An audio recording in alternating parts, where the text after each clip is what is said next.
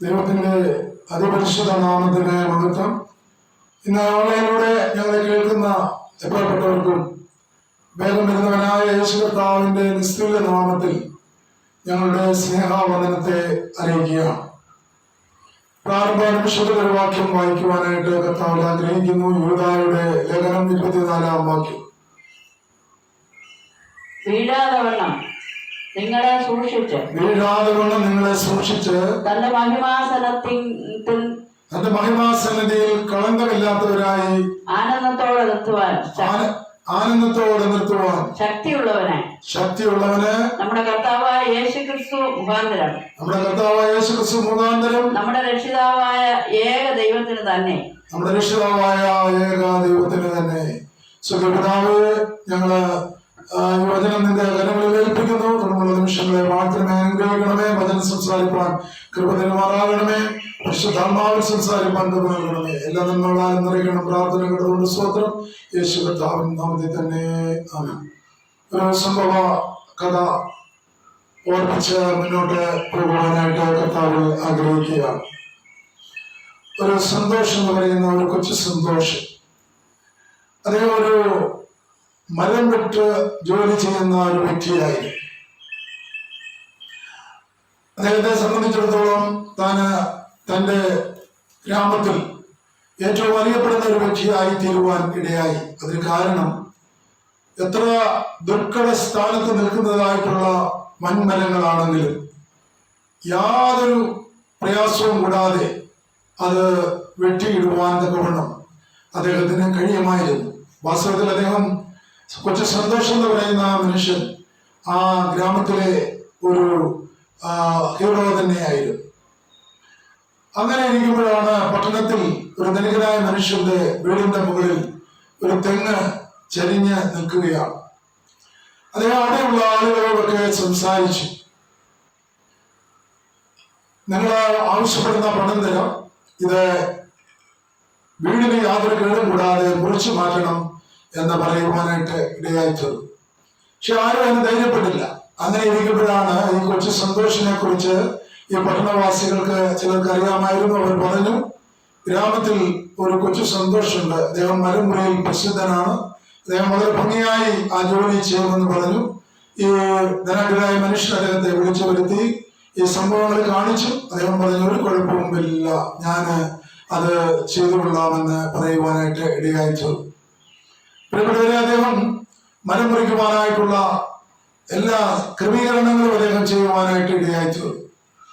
അത് വളരെ സുരക്ഷിതമായി ആ ഭവനത്തിന് ഒരു കേടും കൂടാതെ മുറിച്ചു നീക്കുവാൻ അദ്ദേഹം അതിനുള്ള ക്രമീകരണങ്ങൾ ചെയ്ത ശേഷം അദ്ദേഹം ഒരു മട ആ മരത്തിൽ വെട്ടുവാനിടയായിത്തീർന്നു.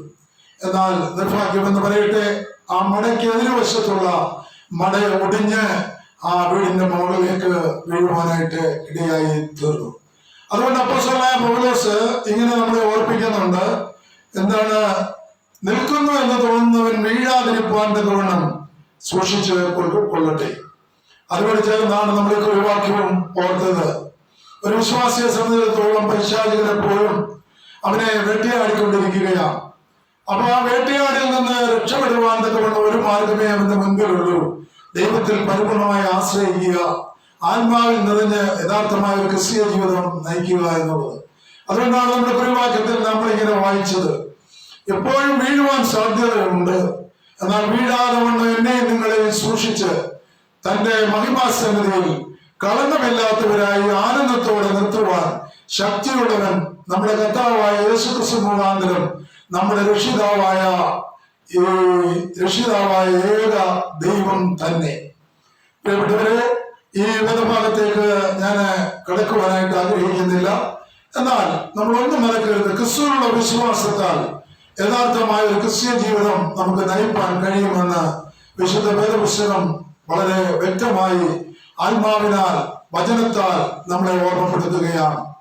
നമുക്കറിയാം, നാളത്തെ ദിവസത്തിന്റെ പ്രത്യേകത 40-ാം വെള്ളിയാഴ്ചയാണ്. നമ്മുടെ കർത്താവ് മരുഭൂമിയിൽ 40 ദിവസം ഉപവസിച്ചു. 40 രാവും 40 പകലും ഉപവസിച്ചു. അതിനുശേഷം പരീക്ഷകൻ കർത്താവിനെ മരുഭൂമിയിലേക്ക് കടത്ത് കൊണ്ടുപോകുന്നതായിട്ടുള്ള ഒരു ഭാഗമാണ് നമ്മൾ ചിന്തിപ്പാറുള്ളത്.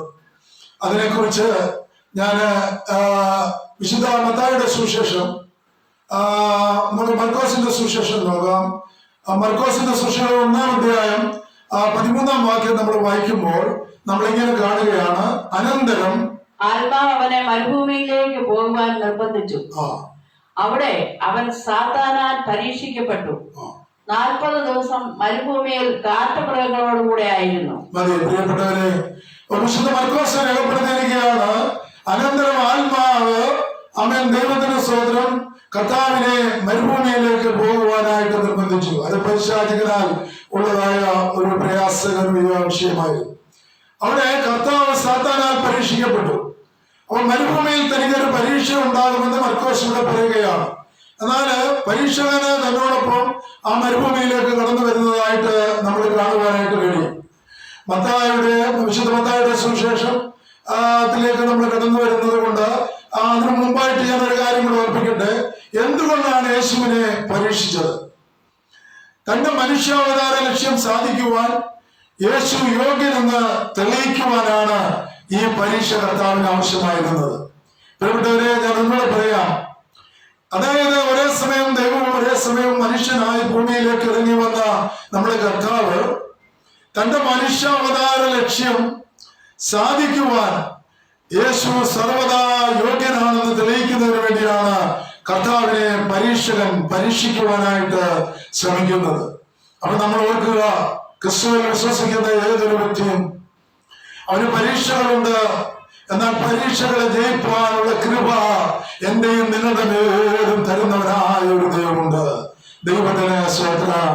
പ്രിയപ്പെട്ടവരെ, അങ്ങനെയാണെങ്കിൽ നമുക്കറിയാം, ഏദൻ പർദീസയിൽ ഈ പരീക്ഷകൻ തന്നെയാണ് ആദ്യം ഹവ്വയെ പരാജയപ്പെടുത്തുന്നത്.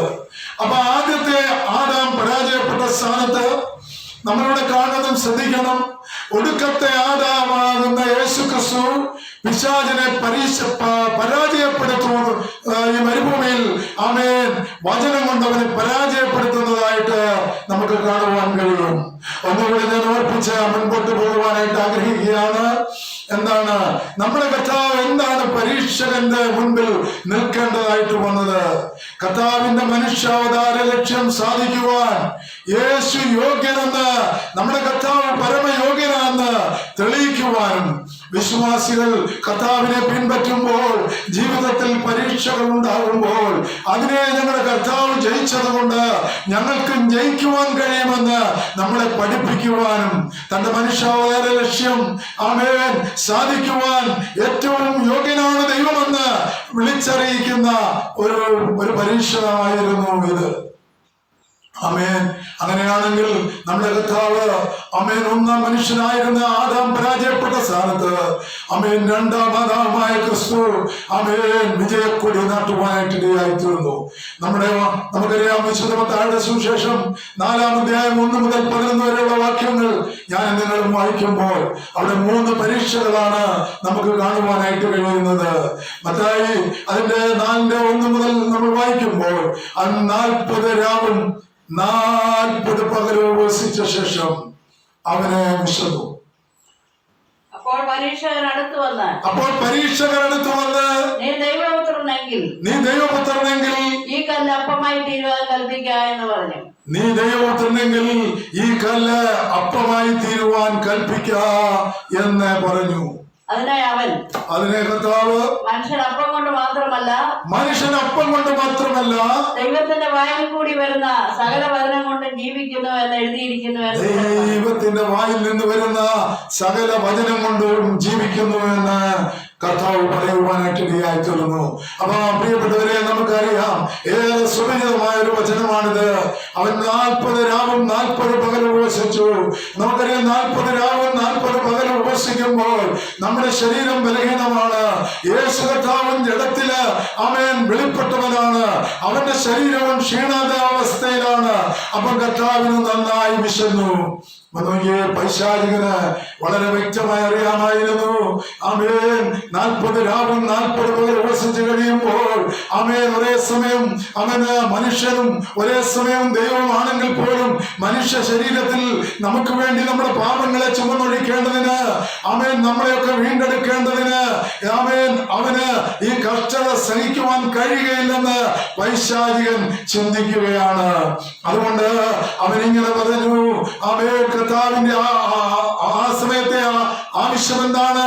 അവൻ വിശപ്പടക്കുക എന്നുള്ളതാണ്. അതുകൊണ്ട് അവനൊരു കല്ല് ഉയർത്തി കാട്ടി ഇങ്ങനെ പറയുകയാണ്, ഈ കല്ല് അപ്പമായി തീരുവാൻ കൽപ്പിക്ക എന്ന് പറഞ്ഞു. പൈശാചികൻ അറിയാം, അവൻ സ്വർഗത്തിന്റെ പ്രമോദമായിരുന്നു, ദൂതന്മാരുടെ ആരാധന പാത്രമായിരുന്നു. ആ യേശു ക്രിസ്തുവിനെയാണ് ഞാൻ പരീക്ഷിക്കുന്നത്. എന്നാൽ അവൻ ഈ സമയം ജഡത്തിലാണ് ആ പരീക്ഷ സഹിക്കുവാനായിട്ട് പോകുന്നത്.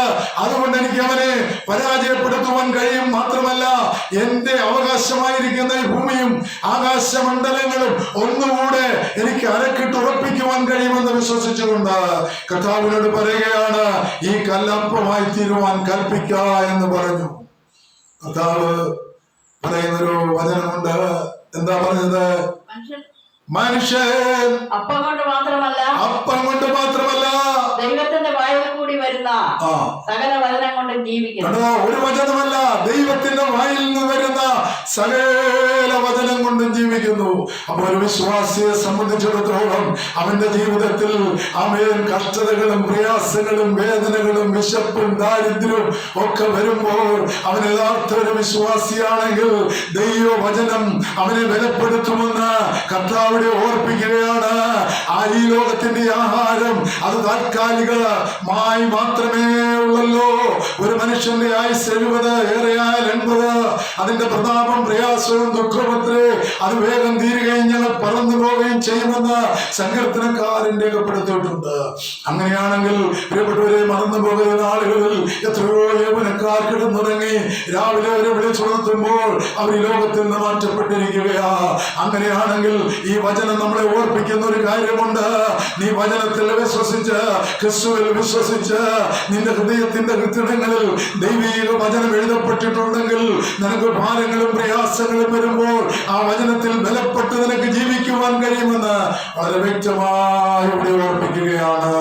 അതുകൊണ്ട് പൈശാചികനോട് കർത്താവ് പറഞ്ഞു, മനുഷ്യൻ അപ്പം കൊണ്ട് മാത്രമല്ല ദൈവത്തിന്റെ വായിൽ നിന്ന് വരുന്ന വചനം കൊണ്ടും ജീവിക്കുന്നു. അവൻ പരീക്ഷകൻ അഥവാ പിശാചെടുത്ത് എന്നിട്ട് പറയുന്ന ഒരു കാര്യമുണ്ട്, നീ ദൈവപുത്രൻ. അപ്പം പിശാചിന് നല്ലവണ്ണം അറിയാം, ഇവൻ ദൈവപുത്രനായി ഭൂമിയിൽ അവതരിച്ചിരിക്കുക. ആമേൻ, ദൈവത്തിന് സ്തോത്രം. അപ്പം പിശാചിന് കർത്താവിനെ കുറിച്ച് വ്യക്തമായ ധാരണയുണ്ട്. അതുകൊണ്ടാണ് അവൻ പറയുന്നത്, നീ ദൈവപുത്രൻ. കർത്താവിന്റെ സ്നാന സമയം ഒന്ന് ശ്രദ്ധിച്ചു നോക്കിക്കേ. അവൻ സ്നാനം കഴിച്ച് നിൽക്കുമ്പോൾ ഒരു ശബ്ദം കേൾക്കുവാനായിട്ട് ഇടയായി തീർന്നു. ആ ശബ്ദം ഇതാണ്, ഇവൻ എന്റെ പ്രിയപുത്രൻ, ഇവനിൽ ഞാൻ പ്രസാദിച്ചിരിക്കുന്നു. അവൻ കർത്താവാനാണ്, അവൻ ദൈവപുത്രനാണെന്ന് ആർക്കറിയാം? പിശാചിനറിയാം. ഈ സ്നാന സമയത്തെ സംഭവങ്ങളെല്ലാം അവനറിയാം, നല്ലവണ്ണം അവനറിയാം. അതുകൊണ്ട് ആമേൻ, ഇവിടെ ശരിയായ പദം തന്നെയാണ് പൈശാചികൻ ഉപയോഗിക്കുന്നത്. നീ ദൈവപുത്രനെങ്കിൽ ഈ കല്ലപ്പമായി തീരുവാൻ കൽപ്പിക്ക എന്ന് പറഞ്ഞു. ആമേൻ. അപ്പൊ നമ്മൾ മറന്നു പോകരുത്, കർത്താവിന്റെ അധികാരം എന്താണെന്നും മനുഷ്യപുത്രന്റെ അധികാരം എന്താണെന്നും മനുഷ്യപുത്രൻ എന്തിനാണ് ഭൂമിയിലേക്ക് വന്നതെന്നും അനേകരുടെ പാപങ്ങളെ ചുമന്നൊഴിക്കുവാനും അവരെ വീണ്ടെടുക്കുവാനുമാ പൈശാചകന്റെ കരങ്ങളിൽ നിന്ന് വിടുവിക്കാനുമാണെന്ന് വ്യക്തമായി അവൻ അറിയാമായിരുന്നു. അതുകൊണ്ടാണ് 33-ന്റെ ആളിലേക്ക് വരുമ്പോൾ നമ്മൾ ഇങ്ങനെ കാണുന്നുണ്ട്. എന്താണ് തിന്മാൻ നല്ലതും എന്ന ആശയം ഹവ്വായുടെ മുമ്പിൽ ഈ പൈശാചികൻ വെച്ചു കൊടുക്കുന്നത്? നമുക്കറിയാം, നമുക്കൊരു കൂട്ടായ്മയുണ്ട്. എന്നാൽ രാവിലെ എഴുന്നേൽക്കുമ്പം നമ്മൾ ബലഹീനരാണെങ്കിൽ പറയും, ഇന്ന് ആ പ്രാർത്ഥനയിൽ പോകണ്ട. ഞായറാഴ്ച ദിവസം ആരാധനയ്ക്ക് കടന്നു പോകുവാൻ ശ്രമിക്കുമ്പോൾ നമ്മൾ ബലഹീനനിലാണെങ്കിൽ ആമേൻ പൈശാചികൻ പറയും, നീ ഇന്ന് പോകണ്ട എന്ന് പറയും. അന്ന് പറയുന്നത് പോലെ ആമേൻ ആദമിനോ അവയുടെ അടുക്കൽ കടന്നു വന്നിട്ട് നല്ലൊരു ആശയമാണ് പൈശാചികൻ കൊടുക്കുന്നത്. ഇത് തിന്മാൻ നല്ലതാണ്. ആശയം ദൈവത്തിന് സ്വതന്ത്രം. പ്രിയപ്പെട്ടവരെ, ആശയത്തെ കുറിച്ച് പറയുമ്പോൾ നമ്മൾ മറന്നു പോകരുത്. ഒന്നാമത്തെ കർത്താവിന്റെ പരീക്ഷ ജഡമോഹത്തെ കാണിക്കുകയാണ്. എന്താണ് ഇപ്പൊ കർത്താവിന് ആവശ്യം? തന്റെ വിശപ്പടക്കുക എന്നുള്ളതാണ്. എന്നാൽ ദൈവത്തിന് വളരെ വ്യക്തമായി അറിയാം, പൈശാചികൻ തന്റെ മനുഷ്യാവതാരം മൂലം മനുഷ്യ സൃഷ്ടിക്ക് ലഭിക്കുവാൻ പോകുന്ന നന്മകളെ ഇല്ലാതാക്കുവാൻ തക്കവണ്ണം അവൻ കടന്നു വന്നിരിക്കുന്നവനാ. അതുകൊണ്ട് എന്റെ വിശപ്പ് എനിക്ക് വിഷയമല്ല. അവനോട് പറയുകയാണ്, മനുഷ്യനപ്പം കൊണ്ട് മാത്രമല്ല ദൈവത്തിന്റെ വായിൽ നിന്ന് വരുന്ന എല്ലാ വചനങ്ങൾ കൊണ്ടും ജീവിക്കുന്നു. അപ്പൊ നമുക്ക് പ്രയാസങ്ങളും പ്രതികൂലങ്ങളും വരുമ്പോൾ നമ്മുടെ ഹൃദയത്തിൽ ചില വചനങ്ങൾ ഉണ്ടാകണം. ദൈവത്തിന് സ്വതന്ത്രം. ഞാൻ മുൻപോട്ട് പോവുകയാണ്. അപ്പൊ ഒന്നാമത്തെ പരീക്ഷ ജഡമോഹമാണ്. അങ്ങനെയാണെങ്കിൽ ജഡമോഹത്തിൽ നിന്ന് വിജയം പ്രാപിച്ചവരെ, ആമേൻ, പ്രാപിച്ചുകൊണ്ടിരിക്കുന്നവരെ, രക്ഷിക്കപ്പെട്ടുകൊണ്ടിരിക്കുന്നവരെ, കർത്താവ് വരുമ്പോൾ പൂർണ്ണമായി രക്ഷിക്കപ്പെടുമെന്ന് വിശ്വസിക്കുന്നവരെ ചേർക്കുവാൻ അവൻ വേഗം വരാൻ പോകുകയോ. അപ്പൊ ഒന്നാമത്തെ ജഡമോഹ പരീക്ഷയില് എന്റെ കർത്താവ് ജയിച്ചുവെങ്കിൽ എനിക്കും നിങ്ങൾക്കും ജഡമോഹത്തിന്റെ പരീക്ഷയിൽ ജയിപ്പാനുള്ള ദൈവകൃപ നമ്മുടെ മേലവൻ നൽകിയിരിക്കുകയാണ്. നമ്മളെപ്പോഴും ഇങ്ങനെ പറയും, നമ്മൾ എവിടെയും ഒരു സ്ഥലത്തേക്ക് യാത്ര പോവുകയാണെങ്കിൽ, കർത്താവേ, ഞങ്ങൾ യാത്ര പോവുകയാണ്, മടങ്ങി വരുന്നത് വരെ നിന്റെ കൃപ ഞങ്ങളുടെ മേൽ ചൊരിയണമേ എന്ന് പറയും. നമ്മൾ അങ്ങനെ പറയേണ്ടവരല്ല. നമ്മൾ പറയേണ്ടത് എങ്ങനെയാണെന്നറിയാമോ? കർത്താവേ, എന്റെ ആയുഷ്കാലം മുഴുവൻ ഇപ്പോൾ ഞാൻ യാത്ര പോവുകയാ, എന്നാലും എന്റെ ആയുഷ്കാലം മുഴുവൻ നിന്റെ ദൈവകൃപ എന്റെ മേൽ ചൊരിയണമേ എന്ന് പ്രാർത്ഥിച്ച് ഏത് യാത്രയിലും പോകാൻ കഴിയുകയുള്ളൂ. കാരണം നമ്മൾ അങ്ങനെ പ്രാർത്ഥിക്കുക, പോയി വരുന്നത് വരെയുള്ള കൃപ എന്ന് പറഞ്ഞാൽ അത് കഴിഞ്ഞ് പിന്നെയും കൃപയ്ക്ക് വേണ്ടി നമ്മൾ യാചിക്കണം. അതുകൊണ്ട് നമ്മളെപ്പോഴും, കർത്താവേ, എന്റെ ജീവിതകാലം മുഴുവൻ നിന്റെ കൃപ എന്റെ മേൽ, പൗലോസിന് ലഭിച്ച കൃപ എന്റെ മേൽ വ്യാപരിക്കണമേ എന്ന് നമ്മൾ പ്രാർത്ഥിക്കണം. പ്രിയപ്പെട്ടവരെ, ഞാൻ സമയം മുന്നോട്ട് പോകുന്നത് കൊണ്ട് വേഗത്തിൽ മുൻപോട്ട് പോകുവാനായിട്ട് ആഗ്രഹിക്കുകയാണ്. കർത്താവിന്റെ രണ്ടാമത്തെ പരീക്ഷ നമുക്കറിയാം. വിശുദ്ധ മത്തായിയുടെ സുവിശേഷം 4-ാം അധ്യായം 5-6 വാക്യങ്ങൾ ഇങ്ങനെ കാണുന്നുണ്ട്. കർത്താവിനെ ആമേൻ പരീക്ഷകന് എവിടേക്ക് കൊണ്ടുപോവുകയാണ്? യെരൂശലേം ദേവാലയത്തിന്റെ വിശുദ്ധ നഗരത്തിൽ കൊണ്ടുപോയി ദേവാലയത്തിന്റെ അഗ്രത്തിന്മേൽ നിർത്തി അവനോട് നീ ദൈവോത്തരനെങ്കിൽ താഴത്തോട്ട് ചാടുക, നിന്നെ കുറിച്ച് അവർ തന്റെ ദൂതന്മാരോട് കൽപ്പിക്കും. മതി. പ്രിയപ്പെട്ടവരെ, ഞാൻ ഓർപ്പിക്കട്ടെ, രണ്ടാമത്തെ പരീക്ഷ ദേവാലയത്തിന്റെ അഗ്രത്തിൽ നിർത്തിയിട്ട് കർത്താവിനോട് പറയുകയാണ്, താഴോട്ട് ചാടുക. ഇത് ജീവനത്തിന്റെ പ്രതാപത്തെ കാണിക്കുക. മനുഷ്യന്റെ ശരീരപുഷ്ടി കൊണ്ട് അഭ്യാസങ്ങളൊക്കെ കാണിച്ച് ആമേൻ അവാർഡുകളൊക്കെ സമ്മാനങ്ങളൊക്കെ കൂട്ടുന്നത് പോലെ മനുഷ്യപുത്രനായിരിക്കുന്ന യേശുക്രിസ്തുവിനോട് താൻ ജഡത്തിലായിരുന്നു കൊണ്ട് പരീക്ഷ സഹിക്കുമ്പോൾ യേശുക്രിസ്തുവിനോട് ഇവൻ പറയുകയാണ്, നീ എന്ത് ചെയ്യണമെന്നറിയാമോ? നീ ഈ ദേവാലയത്തിന്റെ അഗ്രത്തിൽ നിന്ന് താഴേക്ക് നീ ചാടണം. അപ്പൊ പിശാച് പിന്നീട് അടുത്ത വാക്യത്തിൽ ആമേൻ ദൈവവചനം തന്നെ ഉപയോഗിച്ച് പറയുകയാണ്, കർത്താവിനെ പരീക്ഷിക്കുകയാണ്. അപ്പൊ ഞാനെപ്പോഴും ഇങ്ങനെ ചിന്തിക്കും, നമ്മളെക്കാൾ അധികമായി പിശാചിന് ദൈവവചനം അറിയാം. കാരണം എന്നാന്നറിയാമോ? അവൻ സ്വർഗത്തിൽ ദൈവത്തെ ആരാധിച്ചു കൊണ്ടിരുന്നവനാ. ആമേൻ. അതുകൊണ്ട് അവന് സർവ്വം വേദപുസ്തകം മുഴുവൻ അറിയാം. അതുകൊണ്ടാണ് യോബിനെ പരീക്ഷിക്കാൻ നേരം ആമേൻ അവൻ ദൈവപുത്രന്മാരോട് ചെല്ലുന്നു എന്ന് പറയുമ്പോൾ ആമേൻ പൈശാചികനോട് ചെന്നു എന്ന് പറയുന്നത്. പ്രിയപ്പെട്ടവരെ, അവൻ കർത്താവിനെ ആമേൻ ഇവിടെ നമ്മൾ കാണേണ്ടത് ഒരു കാര്യമാണ്. ജീവനത്തിന്റെ പ്രധാന കർത്താവിന് ലഭിക്കും. ആമേൻ. എന്നിട്ട് ആമേൻ അതിനെ നീ ജയിക്കുവാൻ തക്കവണ്ണം ഞാൻ നിന്നോടൊരു കാര്യം പറയാമെന്ന് പറഞ്ഞുകൊണ്ട് അവന് പിശാച് യേശുവിനെ വെല്ലുവിളിക്കുകയാണ്. അവൻ വചനം കൊണ്ടാണ് പരീക്ഷിക്കുന്നത്. ആമേൻ. സങ്കീർത്തനം 91-ാം അധ്യായം 11-12 വാക്യങ്ങളില് ആമേൻ അത് നമുക്ക് കാണുവാനായിട്ട് കഴിയും. വായിച്ചു. നിന്റെ എല്ലാ വഴികളിലും നിന്നെ കാക്കേണ്ടതിന് അവൻ നിന്നെ കുറിച്ച് തന്റെ ദൂതന്മാരോട് കൽപ്പിക്കും. ആ വചനം ഒന്ന് ശ്രദ്ധിക്കണമേ. നിന്റെ എല്ലാ വഴികളിലും നിന്നെ കാക്കേണ്ടതിന് അവൻ നിന്നെ കുറിച്ച് നിന്റെ ദൂതന്മാരോട് കൽപ്പിക്കും. എന്നാൽ പിശാച് പരീക്ഷിക്കുന്ന സമയത്ത് അവൻ പറയുന്നുണ്ട്, നിന്റെ കാല് കല്ല് സംഘടന തന്നെയുണ്ട്, നിന്റെ കാല് കല്ല് തട്ടിപ്പോകാതെ വണ്ണം അവർ നിന്നെ കൈകളിൽ വഹിച്ചു. ദൂതന്മാർ വഹിച്ചുകൊള്ളും. അല്ലേ? ഒന്നുകൂടെ വായിച്ചപ്പോ, നിന്റെ കാൽ കല്ലിൽ തട്ടിപ്പോകാതിരിക്കേണ്ടതിന് അവർ നിന്നെ കൈകളിൽ വഹിച്ചുകൊള്ളും. ആമേൻ. ദൂതന്മാർ, അവർ എന്ന് പറയുമ്പോൾ ദൂതന്മാരെ ഉദ്ദേശിക്കുന്നത്, അവർ നിന്നെ കൈകളിൽ വഹിച്ചുകൊള്ളും. 91 സങ്കീർത്തനം ഒരു വാഗ്ദത്ത വചനമാ. പ്രിയപ്പെട്ടവരെ, പ്രതികൂലങ്ങളും പ്രതിസന്ധികളും പ്രയാസങ്ങളും നമ്മുടെ മുൻപിൽ കടന്നു വരുമ്പോൾ ഈ സങ്കീർത്തനം ഒന്ന് വായിക്കണം. കുടുംബമായി ഒന്ന് വായിക്കണം, ഒന്ന് ധ്യാനിക്കണം. ഈ സങ്കീർത്തനം ഒരു വിശ്വാസിക്ക് ആമേൻ ഒരു ലോട്ടറി അടിച്ചതുപോലെയുള്ള ഒരു സങ്കീർത്തനമാ. വിശ്വാസിക്കല്ല ഞാൻ പറഞ്ഞു വന്നത്.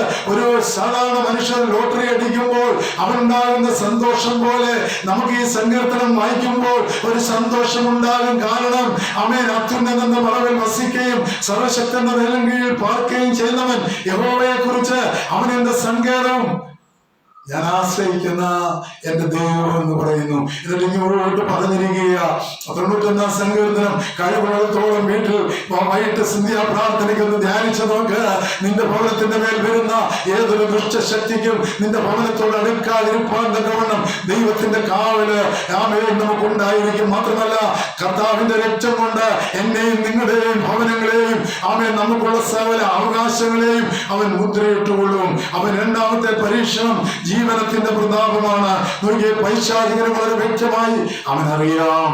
അവൻ പറയുകയാണ് കർത്താവിനോട്, എല്ലാം അറിയുന്ന കർത്താവിനോട് പറയുകയാണ്, അവൻ ജഡത്തിലായിരിക്കുന്നു എന്ന് വളരെ ബോധ്യമുള്ളത് കൊണ്ട്, അവൻ ജഡത്തിൽ ജനിച്ചവനാണെന്ന് ബോധ്യമുള്ളത് കൊണ്ട്, ജഡത്തിൽ ഈ കഷ്ടത മുഴുവൻ അനുഭവിക്കണമെന്ന് ബോധ്യമുള്ളത് കൊണ്ട് അവൻ പറയുകയാണ്, നീ ഇവിടുന്ന് ചാടിയാൽ ഒന്നും സംഭവിക്കുകയില്ല. നിന്റെ കാല് കല്ലിൽ തട്ടിപ്പോകാതെ വണ്ണം അവൻ നിന്നെ കൈകളിൽ വഹിച്ചുകൊള്ളും. ഉടനെ കർത്താവ് ഒരു മറുപടി പറയുന്നുണ്ട്. നിന്റെ എല്ലാ വഴികളും നിന്നെ കാക്കേണ്ടതിന് അവൻ നിന്നെ കുറിച്ച് തന്റെ ദൂതന്മാരോട് കൽപ്പിക്കും. നിന്റെ കാല് കല്ലിൽ തട്ടിപ്പോകാതിരിക്കേണ്ടതിന് അവർ നിന്നെ കൈകളിൽ വഹിച്ചുകൊള്ളും. കർത്താവ് പറയുകയാണ്, കർത്താവ് പറയുന്ന വാക്കുകൾ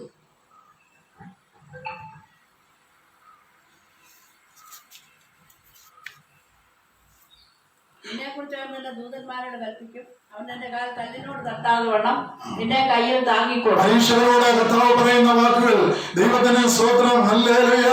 ജീവനത്തിന്റെ പ്രതാപത്തിൽ കർത്താവിന് ആമേൻ ഒരു കാര്യവുമില്ല. പ്രിയപ്പെട്ടവരെ, അവൻ അഭ്യാസം കാണിക്കേണ്ട കാര്യമില്ല. പൈശാചികനോട് പറയുക, നിന്റെ ദൈവമായ യഹോവയെ നീ പരീക്ഷിക്കരുത്. അങ്ങനല്ലേ? നിന്റെ ദൈവമായ കർത്താവിനെ പരീക്ഷിക്കരുത് എന്നും കൂടെ എഴുതിയിരിക്കുന്നു എന്ന് പറയും. നിന്റെ ദൈവമായ യഹോവയായ കർത്താവിനെ പരീക്ഷിക്കരുത് എന്നുകൂടെ എഴുതിയിരിക്കുന്നുവല്ലോ എന്ന് പറയും. അപ്പൊ നോക്കി, വചനം നമ്മുടെ ഹൃദയത്തിലുണ്ടെങ്കിൽ പ്രതികൂലങ്ങളും പ്രതിസന്ധികളും നമ്മുടെ ജീവിതത്തിൽ ആഞ്ഞടിക്കുമ്പോൾ നമുക്ക് അതിനെ ജയിപ്പാൻ തക്കവണ്ണം വചനം കൊണ്ട് കഴിയും. ഒരിക്കലും ഒരു സംഭവം ഞാൻ ഓർക്കുന്നുണ്ട്. ഒരു സഹോദരന് ഐശ്വര്യ ഇങ്ങനെ കിടക്കുക, അവൻ മരണാസനായി കിടക്കുക. അവൻ ഡോക്ടർമാർ പറഞ്ഞ് കാണിക്കാനുള്ളവരെയൊക്കെ കൊണ്ട് കാണിച്ചു. അവൻ പ്രിയപ്പെട്ടവരെയൊക്കെ വിളിച്ച് വരുത്തിക്കൂ എന്ന് പറഞ്ഞു. അങ്ങനെ അവൻ കിടക്കുമ്പോൾ ദൈവത്തിന് സ്തോത്രം, ഹല്ലേലൂയ, അവിടെ ഒരു സംഭവം നടന്നു. അവനെ നോക്കുന്ന നേഴ്സിനറി മനുഷ്യൻ മരിച്ചു പോകും. അതുകൊണ്ട് അവൾ മനോരമ മാഗസിൻ എടുത്ത് വായിക്കുകയാണ്, തുടർക്കഥ വായിക്കുകയാണ്. അദ്ദേഹത്തെ ശ്രദ്ധിക്കേണ്ട ആവശ്യമില്ല, കാരണം അദ്ദേഹം മരിച്ചു പോകും. ഉടനെ അദ്ദേഹത്തിന്റെ അമ്മ പാടിയ ഒരു പാട്ടുണ്ട്. ആമേൻ. ദൈവത്തിന്റെ ആത്മാവ് അദ്ദേഹത്തിലൂടെ ആ പാട്ടിങ്ങനെ പാടുകയാണ്. ആമേൻ. മധ്യാകാശേ സ്വർഗീയ ദൂതരുമായി വന്നിടുമ്പോൾ, മധ്യാകാശേ സ്വർഗീയ ദൂതരുമായി വന്നിടുമ്പോൾ എനിക്കായി മുറിവേറ്റതാ ആ പൊന്മോഹം മൊത്തുവാൻ വെള്ളത്തിനാ കേഴുന്ന വേഴാമ്പൽ പോൽ വാഞ്ചിക്കുന്നേ, വെള്ളത്തിനായി കേഴുന്ന വേഴാമ്പൽ പോൽ വാഞ്ചിക്കുന്നേ. അപ്പൊ ഐശ്വര്യ മരണാസന്നായി കിടക്കുന്ന മനുഷ്യൻ തന്റെ അമ്മ പ്രഭാതവേളയിലും രാത്രിയിലും പാടുന്ന പാട്ട് പാടിയപ്പോൾ ദൈവം അദ്ദേഹത്തിന് വീണ്ടും ഒരു ജന്മം കൂടെ കൊടുക്കുകയാ. അവരോട് ഡോക്ടറെ വിളിച്ചോണ്ട് വന്നു. ഡോക്ടർ പറഞ്ഞു, നിങ്ങൾ സംസാരിക്കരുത്, സംസാരിച്ചാൽ മരിച്ചു പോകും. അദ്ദേഹം പറഞ്ഞു, എന്നെ എന്റെ വീട്ടിൽ കൊണ്ടുപോകണം. വീട്ടിൽ ചെന്നപ്പോൾ കണ്ടത് എന്റെ അമ്മയും കുറെ സഹോദരിമാരും ഇരുന്ന് മകന്റെ ഒരു ആയുസ്സൂടെ കൊടുക്കണമേ എന്ന്, ദൈവമില്ലാത്ത മകന് ഒന്ന് രക്ഷിക്കപ്പെട്ട ദൈവവേലായി തീരണമേ എന്ന് ആഗ്രഹിച്ചുകൊണ്ട് ഇരുന്ന് പ്രാർത്ഥിക്കുന്നത് അദ്ദേഹം കണ്ടത്. അദ്ദേഹം പിന്നീട് വലിയൊരു സുവിശേഷകനായി മാറി. പ്രിയപ്പെട്ടവരെ, അപ്പൊ നോക്കിയ ജീവനത്തിന്റെ പ്രതാപത്തിൽ നിന്ന് ആമേൻ കർത്താവ് ആ പരീക്ഷയിൽ ജയിക്കുവാനിടയായത് എങ്ങനെയാണ്? പരീക്ഷകനോട് പറഞ്ഞു, നീ നിന്റെ ദൈവമായ കർത്താവിനെ പരീക്ഷിക്കണമെന്ന് പറഞ്ഞ് അവനെ അവിടുന്ന് ജയിക്കുകയാണ്. അങ്ങനെയാണെങ്കിൽ ആദ്യം നമ്മൾ പറഞ്ഞു, വീഴാതെ വണ്ണം ആമേൻ നിങ്ങളെ സൂക്ഷിച്ച് തന്റെ മഹിമാസന്നതിയിൽ കളങ്കമില്ലാത്തവരായി ആനന്ദത്തോടെ നിർത്തുവാൻ ശക്തിയുള്ളവൻ നമ്മുടെ കർത്താവായ യേശുക്രിസ്തു മുഖാന്തരം നമ്മുടെ രക്ഷിതാവായ ആ ഏക ദൈവം തന്നെ എന്ന് പറയുക. അപ്പൊ ആ ദൈവത്തിലുള്ള വിശ്വാസമാണ് പരീക്ഷകളിൽ ജയിപ്പാൻ വിശ്വാസികളായ നമുക്കും ദൈവം കൃപ നൽകുന്നത്. മൂന്നാമത് ഒരു കാര്യം കൂടെ ഞാൻ വേഗത്തിൽ പറഞ്ഞുകൊണ്ട് ഞാൻ മുൻപോട്ട് പോവുകയാണ്. മൂന്നാമത്തെ പരീക്ഷ നമുക്ക് വായിക്കാം. പിന്നെ പിശാച് അവനെ ഏറ്റവും ഉയർന്ന ഒരു മലമേൽ കൂട്ടിക്കൊണ്ടുപോയി. ലോകത്തിലുള്ള സകല രാജ്യങ്ങളെയും അവയുടെ മഹത്വത്തെയും കാണിച്ചു. വീണെന്നെ നമസ്കരിച്ചാൽ ഇതൊക്കെ നിനക്ക് തരാമെന്ന് അവനോട് പറഞ്ഞു. മതി. പ്രിയപ്പെട്ടവരോട് പറയുകയാണ്, അവനെ എവിടെ കൂട്ടിക്കൊണ്ടുപോയെന്നാ പറഞ്ഞ്? ഉയർന്ന ഒരു മലമേൽ കൂട്ടിക്കൊണ്ടുപോയി. ലോകത്തുള്ള സകല രാജ്യങ്ങളെയും അവയുടെ മഹത്വത്തെയും കാണിച്ചു. വീണെന്നെ നമസ്കരിച്ചാൽ ഇതൊക്കെ നിനക്ക് തരാമെന്ന് അവനോട് പറഞ്ഞു. അത് കൺമുഖത്തെ കാണിക്കുക. പ്രിയപ്പെട്ടവരെ, നമ്മൾ ഓർക്കണം, പിശാചിന്റെ അധീനതയിലുള്ള ഈ ഭൂമിയും ആകാശമണ്ഡലവും ഞാൻ നിനക്ക് തരാം, നീ എന്നെ ഒന്ന് വീണ് നമസ്കരിച്ചാൽ മതി എന്ന് പറയുകയാണ്. ദൈവത്തിന് സ്തോത്രം, ഹല്ലേലൂയ. അങ്ങനെയാണെങ്കിൽ എല്ലാ മനുഷ്യരെയും പോലെ നമ്മുടെ കർത്താവും പരീക്ഷകളില് അകപ്പെടുന്നതായിട്ട് നമ്മൾ ഇവിടെ കാണുകയാണ്. ആമേൻ. ദൈവത്തിന് സ്തോത്രം. ആമേൻ. അവനെ ഒരു മലയിലാ കൂട്ടിക്കൊണ്ടുപോയത്. ലോകത്തിലുള്ള സകല രാജ്യങ്ങളെയും അവരുടെ മഹത്വത്തെയും കാണിച്ചു കൊടുത്തിട്ട് പറയുകയാണ്, നീ എന്നെ വീണ് നമസ്കരിച്ചാൽ ഇവയെല്ലാം ഞാൻ നിനക്ക് തരാം. നിനക്ക് മനസ്സിലായെന്ന് ഞാൻ കരുതുകയാ. ഈ ലോകവും അതിന്റെ എല്ലാ കാര്യങ്ങളും അതിന്റെ പ്രതാപവും പിശാചിന്റെ അധീനതയിൽ കിടക്കുക. അതിനുവേണ്ടി ജീവിക്കുവാനല്ല, പിന്നെയോ എന്റെ പ്രാണപ്രിയൻ വേഗം വരാൻ പോയ അവന് വേണ്ടി അവൻ ഉണർന്ന് ജീവിക്കേണ്ട ഒരു കാലഘട്ടമാണെന്ന് ഈ വചനത്തിലൂടെ കർത്താവ് നമ്മളെ പഠിപ്പിക്കുകയാണ്. ചുരുക്കത്തിൽ പിശാച് ഇതെല്ലാം വാഗ്ദാനം ചെയ്തതായി നമ്മൾ കാണുകയാണ്. എന്നാൽ നമ്മളൊരു കാര്യം മറക്കണം, അവനെ വീണ് നമസ്കരിച്ചാൽ മനുഷ്യപുത്രനായിരിക്കുന്ന കർത്താവിന് ഒരേ സമയം ദൈവപുത്രനുമായിരുന്ന കർത്താവിന് അറിയാം. എന്താണെന്നറിയാമോ? അവനെ വീണ് നമസ്കരിച്ചാൽ പിശാചിനെ ആരാധിക്കുന്നതിന് തുല്യമാണ്. ഈ ലോകത്തിൽ പൈശാചികനെ ആരാധിക്കുന്ന അനേക ആലയങ്ങളുണ്ട്. ദൈവത്തിന് സ്തോത്രം. അവർക്ക് അവിടെ ഇഷ്ടം പോലെ ആരാധിക്കാം. പക്ഷേ അവർ വേദപുസ്തകം ചവിട്ടി പതിക്കും, കുരിശ് തല്ലി ഓടിക്കും. അവർക്ക് എങ്ങനെ വേണേലും ആരാധിക്കാം. സ്ത്രീയും പുരുഷനും എന്ന വ്യത്യാസമില്ലാതെ അവർ പൈശാചികനെ ആരാധിച്ചു കൊണ്ടിരിക്കുന്ന ഒരു ലോകമാണ്. അങ്ങനെയാണെങ്കിൽ ഈ കാലങ്ങളിൽ ഈ വചനം ഏറ്റവും അർത്ഥവത്തായ ഒരു വചനമാണ്. കർത്താവ് നമ്മളെ പഠിപ്പിക്കുകയാ.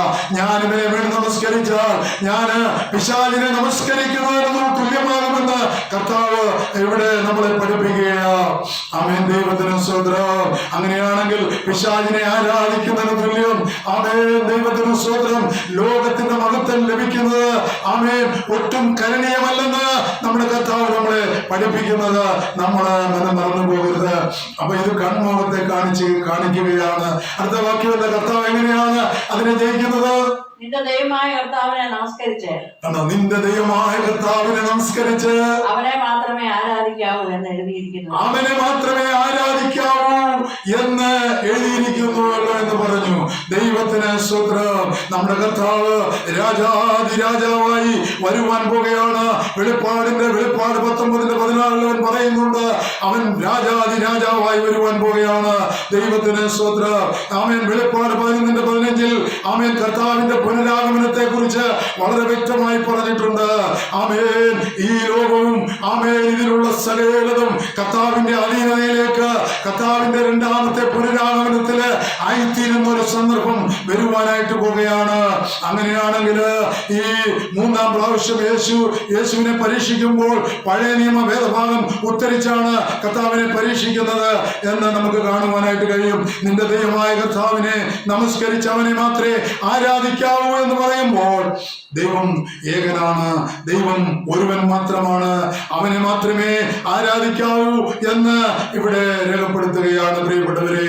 അങ്ങനെയാണെങ്കിൽ നമ്മുടെ കർത്താവ് ആമേൻ എങ്ങനെയുള്ളവനാ? അവൻ രാജാതി രാജാവാണ്.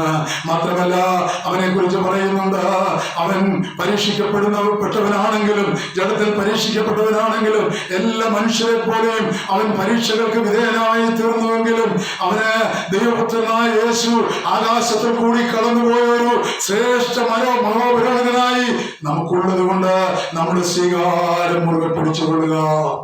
ആമേൻ. അതുകൊണ്ട് കഷ്ടഭൂമിയിൽ നിന്ന് അവൻ കഷ്ടത സഹിച്ചു. ക്രൂശിലെ മരണത്തോളം തന്നെ അവൻ തന്നെ താഴ്ത്തി ആ കഷ്ടത സഹിച്ചു. എന്നിട്ട് അവൻ എന്ത് ചെയ്തു? ഉയർത്തെഴുന്നേറ്റ് മൂന്നാം സ്വർഗത്തോളം കടന്നുപോയ, ഞാൻ ഓർപ്പിച്ചതുപോലെ ശ്രേഷ്ഠ മഹാപുരോഹിതനായ യേശു ക്രിസ്തു നമുക്കുണ്ട്. അതുകൊണ്ട് നമ്മുടെ കാഴ്ചപ്പാടിൽ അവന്റെ മനുഷ്യത്വം, അവനെ ദൈവത്തിന് സ്തോത്രം, ഹല്ലേലൂയ, പരീക്ഷകന്റെ മുൻപിൽ പരാജയപ്പെടുവാനുള്ളതല്ല, നമ്മളെ കാട്ടിത്തരേണ്ടതിന് 3 പരീക്ഷകളിലും അത് വിജയിക്കണം എന്നുള്ളതായിരുന്നു ദൈവത്തിന് ശ്രദ്ധം. അങ്ങനെയാണ് നമ്മളെയും പൈശാചിക പരീക്ഷകളിൽ നിന്ന് വിടുവിക്കുവാൻ തക്കവണ്ണമുള്ള യോഗ്യത കർത്താവ് നമ്മളെ കാണിച്ചു തന്ന് നമ്മളെ നടത്തുന്നെന്ന് നമ്മൾ മറന്നു പോകരുത്. ദൈവിക കാഴ്ചപ്പാടിൽ നമ്മൾ കണ്ടു അവന്റെ പുരോഹിതത്തെ നമ്മൾ കാണുകയാണ്. പഴയ നിയമത്തിൽ അനേക പുരോഹിതന്മാരുണ്ടായിരുന്നു. എന്നാൽ ദൈവിക കാഴ്ചപ്പാടിൽ അവന്റെ ദൈവത്വം ശ്രേഷ്ഠ മഹാപുരോഹിതൻ എന്ന സ്ഥാനത്തേക്ക് ഉയർത്തപ്പെട്ടു. അതുകൊണ്ടാണ് ക്രിസ്തുവിനെ ശ്രേഷ്ഠ മഹാപുരോഹിതൻ എന്ന് വിളിക്കുന്നത്.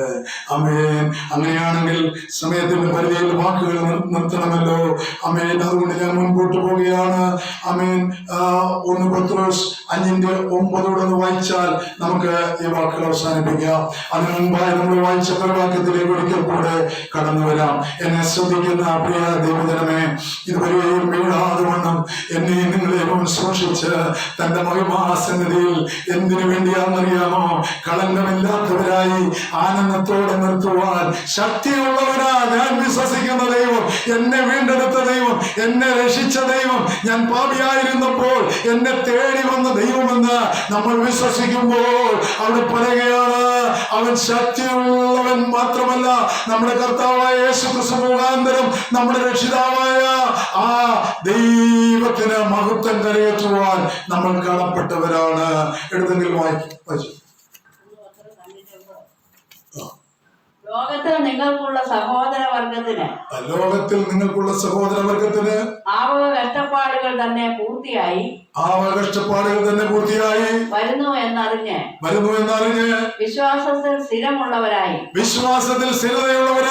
അവനോട് എതിർത്ത് നിൽപ്പീൻ. പ്രിയപ്പെട്ടവരെ, ക്രിസ്തു അനുഭവിച്ച പരീക്ഷകനാല് ആദ്യം താന് ഉപവാസത്തിന് ശേഷം അനുഭവിക്കുന്ന പരീക്ഷകളിലൂടെ ഞാനും നിങ്ങൾ കടന്നു പോകാം.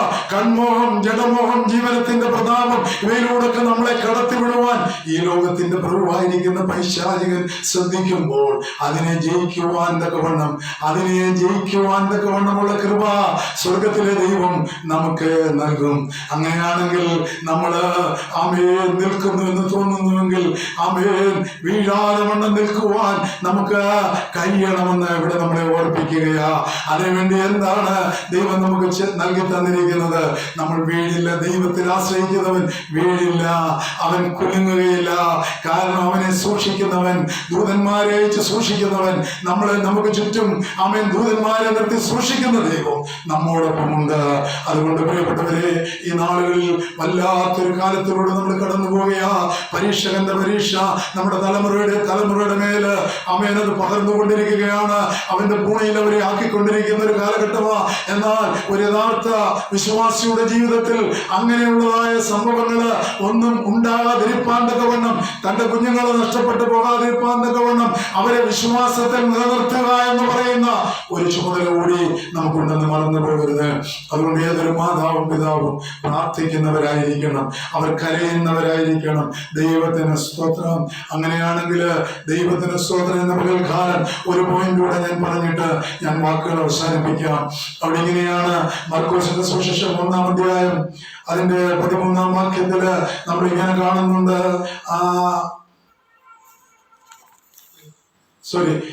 മത്തായിയുടെ സുവിശേഷം 16-ാം അധ്യായം അതിന്റെ 1-ാം വാക്യത്തിൽ നമ്മളിങ്ങനെ കാണുന്നുണ്ട്, ദുഷ്ടന്മാരാൽ പരീക്ഷിക്കപ്പെടുവാൻ തക്കവണ്ണം പലപ്പോഴും കർത്താവിന് തന്റെ ഐഹിക ജീവിതകാലത്ത് പരീക്ഷിക്കപ്പെടുവാൻ തക്കവണ്ണം ഇടയായിട്ടുണ്ട്.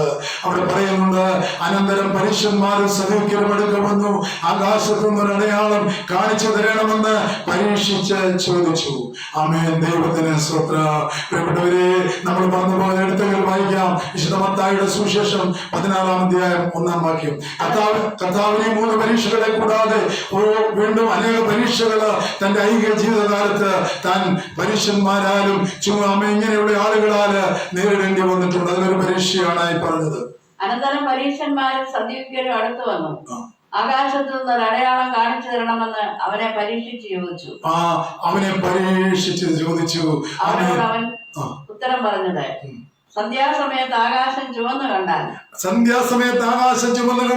നല്ല തെളിവാകുന്നു എന്നും രാവിലെ ആകാശം മൂടി ചുവന്നു കണ്ടാൽ ഇന്ന് മഴക്കോൾ ഉണ്ടാകുമെന്നും നിങ്ങൾ പറയുന്നു. അവരോട് പറയുകയാ, എന്താണെന്നറിയാമോ, നിങ്ങൾക്ക് ഇങ്ങനെയുള്ള കാലത്തിന്റെ ലക്ഷണങ്ങളെ തിരിച്ചറിയാൻ കഴിയും. എന്നാൽ ദൈവത്തിന് സ്തോത്രം, പ്രവാചകന്മാർ പറഞ്ഞ ആമേൻ ക്രിസ്തുവിന്റെ ജനനത്തെ കുറിച്ച് നിങ്ങളുടെ പിതാക്കന്മാർ അത് വിശ്വസിച്ചിരുന്നു. ക്രിസ്തു മിശിഹ ഭൂമിയിൽ വരുമെന്ന് നിങ്ങൾ വിശ്വസിച്ചിരുന്നു. എന്നാൽ ഈ തലമുറ തെറ്റിപ്പോയിരിക്കുന്നു. ആ മിശിഹയാണ് ഭൂമിയിൽ ആമേൻ പിറന്നു വീണത്, വിശുദ്ധ കന്യാമറിയാമിലൂടെ ജനനം കൊണ്ടത് എന്ന് നിങ്ങൾക്ക് അറിയാമായിരുന്നിട്ടുകൂടെ നിങ്ങളത് മനസ്സിലാക്കുന്നില്ലയോ എന്ന് അവരോട് ചോദിക്കുകയാണ്. ഈ കാലങ്ങളിലൊക്കെയും ആമേൻ അവർ കരുതിയിരുന്നത് എന്താണെന്നറിയാമോ, യേശു കർത്താവ് ഭൂമിയിൽ നിന്നുകൊണ്ട് ഭൂമിയിലുള്ള മനുഷ്യർക്ക് വേണ്ടി അടയാളങ്ങളൊക്കെ ചെയ്യുന്നുണ്ട്, അത്ഭുതങ്ങളൊക്കെ ചെയ്യുന്നുണ്ട്.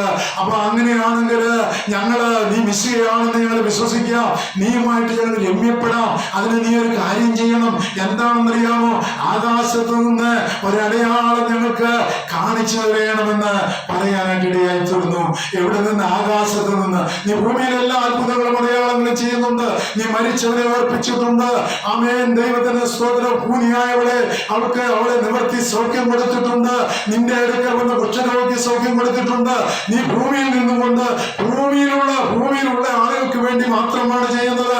നീ സ്വർഗത്തിൽ നിന്ന് ഇറങ്ങി വന്നവനാണെങ്കിൽ സ്വർഗത്തിൽ നിന്ന് ഒരടയാളം ഞങ്ങൾക്ക് കാണിച്ചു തരണമെന്ന് അവർ പറയുമ്പോൾ അതിന്റെ ഭംഗിയാർത്ഥം എന്താണെന്നറിയാമോ, ഞങ്ങൾ അങ്ങനെയാണെങ്കിൽ മിശിഹായായിട്ട് നിന്നെ അംഗീകരിക്കില്ല, എന്നാൽ നിന്നോട് ഞങ്ങൾ രമ്യപ്പെടാമെന്ന് പറയുകയാ. അതുകൊണ്ട് ആമേൻ, യഹൂദന്മാർ തള്ളപ്പെട്ടപ്പോൾ നമ്മുടെ കർത്താവ് എന്ത് ചെയ്യുന്നറിയാമോ, കർത്താവ് പറഞ്ഞു, നിങ്ങൾ ഈ കണ്ടതും കേട്ടതുമൊന്നും മിശിഹായിലൂടെ അല്ലെന്ന് നിങ്ങൾ വിശ്വസിക്കാതിരിക്കുന്നത് കൊണ്ട് കഷ്ടമെന്ന് പറയുകയാണ്. എന്നിട്ട് എന്താണെന്നറിയാമോ സംഭവിച്ചത്? താൻ സ്വന്തത്തിലേക്ക് വന്നു, സ്വന്തമായവരോ എന്നെ കൈക്കൊണ്ടില്ല, അതുകൊണ്ട് ഞാൻ ജാതികളിലേക്ക് തിരിയുന്നു. അവൻ പിന്നെ ജാതികളിലേക്ക് തിരികെയാ. കാരണം കർത്താവ് വന്നത് സർവജനത്തിനും ഉണ്ടാകുവാനുള്ള മഹാസന്തോഷം, ആമേൻ, ദൂതന്മാർ പറഞ്ഞ സന്തോഷം സർവജനത്തിനും നേടിക്കൊടുക്കേണ്ടതിന് വേണ്ടിയാ. അതുകൊണ്ട് സ്വന്തക്കാർ അവനെ ഉപേക്ഷിച്ചു, അവർ ആ ജാതികളിലേക്ക് പോകുക. അവിടെ തുടർന്ന് നമ്മൾ വായിക്കുന്നു, ആരാണ് ഇത്രയും കാര്യങ്ങൾ നിങ്ങൾ കണ്ടിട്ടും ആമേൻ ഞാൻ മിശിഹായാണെന്ന് പുസ്തകങ്ങളിലൂടെ നിങ്ങൾ പഠിച്ചിട്ടും നിങ്ങൾക്കിത് മനസ്സിലാക്കുവാൻ ഉൾക്കൊള്ളുവാൻ കഴിയുന്നില്ലെങ്കിൽ അമ്മേനോട് പറയുക, ദോഷവും വ്യഭിചാരമുള്ള തലമുറ അടയാളം തിരയുന്നു. കണ്ടോ, ദോഷവും വ്യഭിചാരമുള്ള ആ തലമുറ അടയാളം തിരയുന്നു. യോനയുടെ അടയാളമല്ലാതെ അതിനടയാളം ലഭിക്കയില്ല എന്ന് പറഞ്ഞു. പ്രിയപ്പെട്ടവരെ, മറന്നു പോകരുത്. കർത്താവ് പറയുക, പഴയ നിയമത്തിൽ യോനയെ കുറിച്ച് ഒരടയാളമുണ്ട്. അതുപോലെ ഒരു അടയാളം നിങ്ങളുടെ പിതാക്കന്മാർ വിശ്വസിച്ചിരുന്നു. അത് മനുഷ്യപുത്രൻ ഇവിടെ വരികയും ആമേൻ കാൽവരി ക്രൂശിൽ ആമേൻ ജീവത്യാഗം ചെയ്യുകയും അവൻ കല്ലറയ്ക്കുള്ളിൽ 3 നാൾ യോന ഇരുന്നത് പോലെ നമുക്കറിയാം മഹാമത്സ്യം യോനെ വിഴുങ്ങി. അവൻ 3 രാവും 3 പകലും യോനയുടെ വയറ്റിൽ മഹാമത്സ്യത്തിന്റെ വയറ്റിൽ കിടന്നു. എന്നിട്ട് മഹാമത്സ്യം അവനെ ഭൂമി കരയ്ക്ക് ഛർദ്ദിച്ചു എന്ന് പറയുന്നത് പോലെ മനുഷ്യപുത്രൻ പരീശന്മാരോടും സദൂക്യരോടും പറയുക, മനുഷ്യപുത്രൻ 3 നാൾ കല്ലറയ്ക്കുള്ളിൽ ഭൂമിക്കുള്ളിൽ ഇരിക്കേണ്ടതാകുന്നു എന്ന് നിങ്ങൾ ദൃഷ്ടാന്തത്തിലൂടെ പഴയ നിയമത്തിലൂടെ അറിഞ്ഞിട്ടില്ലയോ? എന്നിട്ട് നിങ്ങൾക്ക് വിശ്വസിക്കുവാൻ കഴിയുന്നില്ലെങ്കിൽ ഞാൻ നിങ്ങളോട് വ്യക്തമായി പറയുന്നു, ഒരടയാളം കാണിച്ചു തരണമെന്നുള്ളതിന് ദോഷവും വ്യഭിചാരവുമുള്ള ആ തലമുറയാണ് ആകാശത്തു നിന്ന് അടയാളം തിരയുന്നതെന്ന് ഇവിടെ ഓർപ്പിക്കുകയാണ്. പ്രിയപ്പെട്ടവരെ, അങ്ങനെയാണെങ്കിൽ നമ്മുടെ കർത്താവ് എല്ലാ മനുഷ്യരെയും പോലെയും പരീക്ഷകൾക്ക് വിധേയനായിട്ടുണ്ട്. ആദ്യത്തെ 3 പരീക്ഷണം തന്നെയല്ല, ഓരോ നിമിഷങ്ങളിലും നിങ്ങൾ നോക്കൂ, കാൽവരി ക്രൂശിൽ കിടന്നുകൊണ്ട് കർത്താവ് ആദ്യം പറയുന്നത് എന്താണെന്നറിയാമോ? ഇവർ ചെയ്യുന്നത് ഇന്നതെന്നറിയായതുകൊണ്ട് ഇവരോട് ക്ഷമിക്കണമേ. യഹൂദന്മാരെ നോക്കി, റോമ പട്ടാളക്കാരെ നോക്കി, തന്നെ കുത്തിയവരെ നോക്കി, തന്റെ വിലാപത്ത് കുത്തിയവരെ നോക്കി എന്റെ കർത്താവ് പറയുകയാണ്, ഇവർ ചെയ്യുന്നത് ഇന്നതെന്നറിയായതുകൊണ്ട് ഇവരോട് ക്ഷമിക്കണമേ. ഒരു നിരീശ്വരവാദിയായ ഒരു മനുഷ്യൻ ഈ വചനം കണ്ടപ്പോൾ അവനിങ്ങനെ പറഞ്ഞു, ഞാൻ പാപിയായിരിക്കുന്നവനാ, എനിക്ക് വേണ്ടി കൂടിയാണോ യേശു അങ്ങനെ പറഞ്ഞത്? ഇവൻ ചെയ്യുന്നത് ഇന്നതെന്നറിയായതുകൊണ്ട് ഇവനോട് ക്ഷമിക്കണേ, എന്നോട് ക്ഷമിക്കണമേ എന്നാണോ എന്റെ കർത്താവ് എന്ന് പറഞ്ഞ് അവൻ മാനസാന്തരപ്പെടുവാനിടയായി ചേർന്നു. അതുകൊണ്ട് യഹൂദന്മാരിൽ നിന്ന് വിട്ട് ജാതികളിലേക്ക് കർത്താവ് വരുവാനിടയായി. അതുകൊണ്ട് ഇന്ന് ലോകത്തിൽ ഗോത്രങ്ങൾ, ഭാഷകൾ, വംശങ്ങൾ, ജാതികളിൽ നിന്നുള്ളവരെ അവന്റെ രക്തം കൊടുത്ത് വിലയ്ക്ക് വാങ്ങിയിരിക്കുകയാ. അവനിൽ വിശ്വസിച്ചാൽ നിത്യജീവനുണ്ട്. എന്നിൽ വിശ്വസിക്കുന്നവന്റെ ഉള്ളിൽ നിത്യജീവനുണ്ടെന്ന് പറഞ്ഞ യേശുവിൽ വിശ്വസിച്ചാൽ അധികം താമസമിന നമ്മുടെ കർത്താവ് വരികയും ആ കാലത്തിങ്കൽ ഞാനും നിങ്ങളും ചേർക്കപ്പെടുകയും ചെയ്യും. കർത്താവ് താൻ ഗംഭീരനാഥത്തിങ്കൽ ഞാനും നിങ്ങളും ചേർക്കപ്പെടുകയും ചെയ്യും എന്നുള്ളതിന് യാതൊരു സംശയമില്ല.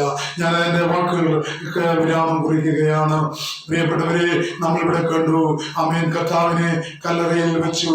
അരിമത്തിയിലെ യോസഫും നിക്കോദിമോസും കൂടി രാത്രിയിൽ കർത്താവിന്റെ അടുക്കൽ വന്ന നിക്കോദിമോസും കൂടെ ആരെയും വെച്ചിട്ടില്ലാത്ത യോസഫിന്റെ കല്ലറയിൽ അടക്കം ചെയ്തു. അവൻ 3-ാം നാൾ ഉയർത്തെഴുന്നേൽക്കുന്നതായി. അപ്പോൾ യേശു ക്രിസ്തുവിനെ തകർക്കുവാൻ വീണ്ടും പിശാച് ശ്രമിക്കുകയാണ്. അവൻ ധരിച്ചത് എന്താണെന്ന് അറിയാമോ? പിശാചുക്കളിലെ അന്തരീക്ഷ മണ്ഡലത്തിൽ നിന്നുകൊണ്ട് ആനന്ദത്തോടെ അവര് അലറുവാനായിട്ടിടയായി തീർന്നു. എന്താ? യേശുവിന്റെ മരണത്തോടുകൂടി ഞങ്ങൾക്ക് ഈ ലോകം മുഴുവൻ ലഭിച്ചിരിക്കുന്നുവെന്ന് അവരെല്ലാം സന്തോഷിക്കുവാനിടയായി. 1-ാം ദിവസം കഴിഞ്ഞു, 2-ാം ദിവസം കഴിഞ്ഞു, 3-ാം ദിവസം എന്റെ യേശു കർത്താവ്, നമ്മുടെ യേശു കർത്താവ് ഉയർത്തെഴുന്നേറ്റു. അപ്പൊ നോക്കി, യോനയുടെ വയറ്റിൽ 3 നാൾ, മഹാതിമിംഗലത്തിന്റെ വയറ്റിൽ 3 നാൾ യോന ഇരുന്നത് പോലെ മനുഷ്യപുത്രനും ഭൂമിയുടെ ഉള്ളിൽ 3 നാൾ ഇരിക്കേണ്ടതല്ലയോ എന്ന് കർത്താവ് പറഞ്ഞിട്ടും അവർക്ക് വിശ്വസിക്കാൻ കഴിഞ്ഞില്ല. എന്നാൽ നമുക്ക് ഓരോരുത്തർക്കും കൃപയാലല്ലോ വിശ്വാസം മൂലം രക്ഷിക്കപ്പെടുവാൻ ദൈവം ഭാഗ്യം തന്നല്ലോ. ആ ഭാഗ്യത്തിനായി നിങ്ങളായിരിക്കുന്ന സ്ഥാനത്തിരുന്നു കൊണ്ട് ഒരു ഹല്ലേലൂയ പറയുമോ? സ്വർഗം അത് കാണുന്നുണ്ട്, അതിനൊരു വിടുതലുണ്ട്, അതേ കർത്താവിന്റെ ആ പ്രതിഫലം വീതിച്ചു തരുമ്പോൾ അതിന് മറുപടി ഉണ്ട്. പ്രിയപ്പെട്ടവരെ, ആ ഹൃദയത്തിന്റെ ഭാഷയിലുള്ള ആ സ്തോത്രത്തിന് നമുക്ക് പ്രതിഫലമുണ്ട്. അങ്ങനെയാണെങ്കിൽ നമുക്ക് വാക്കുകൾ അവസാനിപ്പിക്കാം. ഞാൻ വായിച്ച ഒരു വാക്യത്തിലേക്ക് മടങ്ങി വരിക. എന്നെയും നിങ്ങളെയും വീഴാതെ വണ്ണം സൂക്ഷിച്ച് അവന്റെ മഹിമാസന്നിധിയിൽ കളങ്കമില്ലാത്തവരായി പ്രതിഫലം വാങ്ങിക്കുവാൻ, പ്രതിഫലം തരുവാൻ നിർത്തുന്ന ഒരു ദിവസമുണ്ട്. ആ ദിവസത്തിനായി നമുക്ക് പ്രതീക്ഷയോടെ കാത്തിരിക്കാം. ഒരു നിമിഷം പ്രാർത്ഥിക്കാം. ഞങ്ങളെ നിവാസിതമായി സ്നേഹിക്കുന്ന ഞങ്ങളുടെ വാഴ്ത്തപ്പെട്ട ദൈവമേ, നിത്യനായ സ്വർഗ്ഗപിതാവേ, ഞങ്ങൾക്ക് ഈ വ്യാഴാഴ്ച ഒരു പ്രത്യേക സാഹചര്യത്തില് ഞങ്ങളുടെ കൂട്ടായ്മ കൂടുവാൻ കഴിഞ്ഞില്ലെങ്കിലും ഈ സമയത്ത് ഞങ്ങൾക്ക് ഇങ്ങനെ ദൈവം തന്നിരിക്കുന്ന മെസ്സേജ് വേഗത്തിൽ കൊടുക്കുവാൻ തക്കവണ്ണം ദൈവം തന്ന അവസരത്തിനായി സ്തോത്രം. ദാവേ, തുടർന്നും ഇത് ഓൺലൈനിലൂടെ കേൾക്കുന്ന ആളുകൾക്ക് ഇത് അനുഗ്രഹമായി തീരണമേ. ജീവിതത്തിൽ പരീക്ഷണങ്ങളുണ്ട്, എന്നാൽ നമ്മുടെ കർത്താവ് പരീക്ഷകളെ ജയിച്ചവനാണ്. അതുകൊണ്ട് ആ കർത്താവിനെ അനുധാവനം ചെയ്യുന്ന ഓരോ ദൈവത്തിലും പരീക്ഷകളെ ജയിപ്പാനുള്ള കൃപ അവന്റെ മേൽ ദൈവം ചൊരിഞ്ഞിരിക്കുകയാണ്. ആ വിശ്വാസത്തോടെ യഥാർത്ഥമായി ഒരു ക്രിസ്തീയ ജീവിതത്തില്, ക്രിസ്തീയ ഓട്ടക്കളത്തിൽ ഓടുവാൻ തക്കവണ്ണം, കർത്താവെ വിരുദ്ധ പ്രാപിപ്പാൻ തക്കവണ്ണം ഓടുവാൻ തക്കവണ്ണം, ഏകനായി ഓടുവാൻ തക്കവണ്ണം ഓരോരുത്തർക്കും കൃപ കൊടുക്കണമെന്ന് പ്രാർത്ഥിക്കുന്നു. തന്റെ കാന്ത തന്നെത്താൻ ഒരുങ്ങണമെന്ന് പറഞ്ഞതുപോലെ ഞങ്ങൾ തന്നെത്താൻ ഒരുങ്ങി കർത്താവിന്റെ വരവിനായി പ്രത്യാശയോടെ കാത്തിരിക്കുവാൻ അവിടുന്ന് ഞങ്ങളെ സഹായിക്കണമേ. ഞങ്ങളുടെ പ്രാർത്ഥനകളും യാചനകളും കേട്ടതുകൊണ്ട് ഞങ്ങൾ അങ്ങയെ സ്നേഹിക്കുന്നെന്ന് പറയുവാൻ അവിടുത്തെ ചെവി ഞങ്ങളിലേക്ക് ചായച്ചത് കൊണ്ട് ജീവകാലമൊക്കെയും അങ്ങയെ വിളിച്ചപേക്ഷിക്കുമെന്ന് പറയുവാൻ തന്ന അവസരത്തിനായി സ്തോത്രം. പ്രാർത്ഥന കേട്ടതുകൊണ്ട് സ്തോത്രം. സകലത ഞങ്ങൾക്കായി ജീവൻ തന്ന യേശു കർത്താവിൻ നാമത്തിൽ താഴ്മയായി വിനയമായി ചോദിക്കുന്ന കൃപയുണ്ടായി കേൾക്കുമാറാകണമേ. ആമേൻ. പിതാവായ ദൈവത്തിന്റെ സ്നേഹം, ഏകജാതനായ പുത്രന്റെ കൃപ, ആശ്വസിപ്പിച്ച് വഴി നടന്ന പരിശുദ്ധമായ സമ്മതം സഹവാസം വിശേഷിയ ഞങ്ങൾ കേട്ട വചനത്തോടും തുടർന്നുള്ള രഹസ്യ ജീവിതത്തിലെ ഓട്ടക്കളത്തിലെ ഓട്ടത്തോടും ആമേൻ ദൈവകൃപ പകരുവാൻ തക്കവണ്ണം ഇന്നും ഇന്നാളും ഉണ്ടാകുമാറാകണമേ. ആമേൻ. അടുത്ത വ്യാഴാഴ്ച നമ്മൾ കൂടി വരും വരെ ദൈവത്തിന്റെ കരങ്ങളിൽ അങ്ങിങ്ങായി ദൈവം നമ്മളെ പരിപാലിക്കട്ടെ. Amen, amen, amen. Thank you Jesus.